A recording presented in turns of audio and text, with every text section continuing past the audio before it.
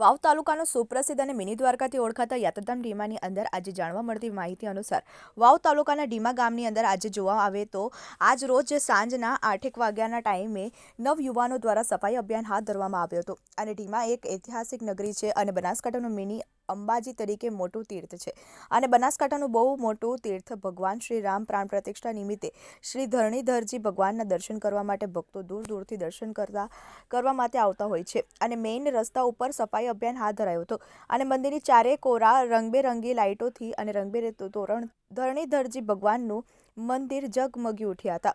ભગવાન શ્રી રામની રેલીમાં યુવાનોએ અને બહેનોએ અને નાની દીકરીઓએ ડીમાની ગ્રામ પંચાયતે આવીને રાસ ગરબાનું આયોજન રાખવામાં આવ્યું હતું અને સાથે સાથે વાવ પોલીસ સ્ટેશન દ્વારા પોલીસના કર્મચારીઓ પહોંચ્યા જેટલા ખડે પગે ઊભા રહીને પોતાની ફરજ બજાવી હતી અને ભગવાન શ્રી રામની રેલીમાં સહભાગી બન્યા હતા।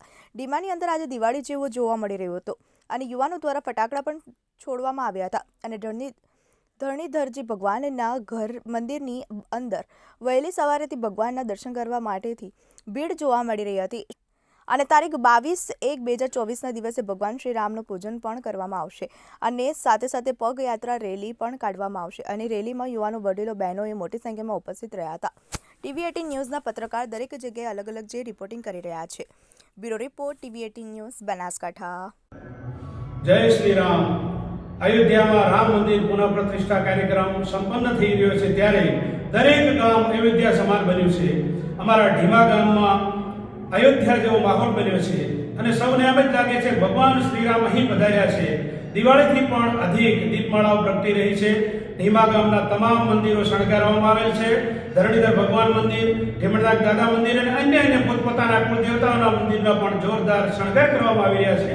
દરેક માણસનામાં રામ છે। દરેક જગ્યાએ પ્રસાદ વિતરણની વ્યવસ્થા કરવામાં આવી છે। રામ રાષ્ટ્રમય રામ, રામ સભી में સભી રામ में એવો સરસ મજાનો માહોલ આજે થઈ રહ્યો છે અને લોકો એક સાથે મળીને રામમય બનીને મારામાં રામ, તારામાં રામ અને એ સાથે સંગઠિત થઈને હિન્દુ સમાજ આજે જાણે જોરદાર સંગઠિત થયો હોય, સંઘર્ષ કરીને હજારો વર્ષના સંઘર્ષ પછી જે આ મળ્યો છે એનો એક અલૌકિક આનંદ છે। જય શ્રી રામ। જય શ્રી રામ। શ્રી રામ મંદિર પ્રાણ પ્રતિષ્ઠા મહોત્સવ નિમિત્તે ઢીમા ગામમાં ભવ્ય ઉજવણીનું આયોજન કરવામાં આવ્યું। ઢીમા ગામની ધર્મપ્રેમી જનતા અને ધરણીધર મંદિર ટ્રસ્ટ દ્વારા 3 દિવસ સુધી ભવ્યાતિ ભવ્ય ઉજવણી કરવામાં આવી। પ્રથમ દિવસે તમામ સાધનો દ્વારા ભવ્ય શોભાયાત્રાની ઉજવણી કરવામાં આવી। બીજા દિવસે યુવા વર્ગ દ્વારા બાઇક શોભાયાત્રાનું આયોજન કરવામાં આવ્યું।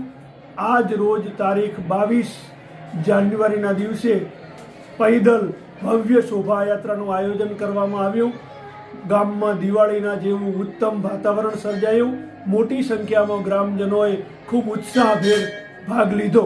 બોલો શ્રી ધરણીધર ભગવાન કી જય। બોલો એકવાર રિપીટ કરો, સંભળાઈ ગયું।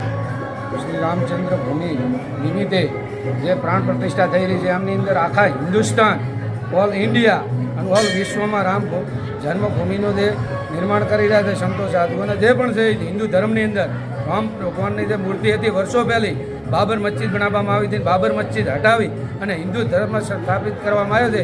સનાતન ધર્મનો જય થશે, હિન્દુ ધર્મનો જય થશે અને ઢીમાની 18 વેણને 18 આલમે આ ઉત્સવને ખૂબ પ્રેમથી અને હેતથી વધાવી લીધો છે। બોલો ધરણીધર ભગવાન કી જય।